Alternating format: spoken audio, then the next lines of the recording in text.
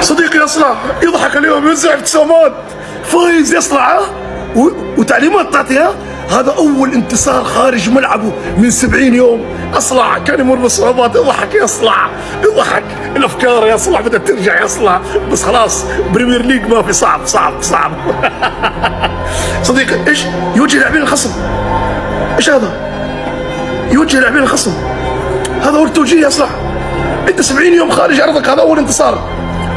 يوجه لاعبين الخصم، ايش في صراحه؟ جوارديولا. هذه الحركات اللي ما خلتك تفوز، لو تروح تعلمهم الاساليب، تعلمهم التكتيك، لا تعلم احد اصلح، امشي. ما انت خصم ماشي، صلح اصلح. صديقي يضحك يضحك يضحك يضحك، مبسوط الرئيس يضحك. حتى هلا صنعتي تكتيكات. السلام عليكم.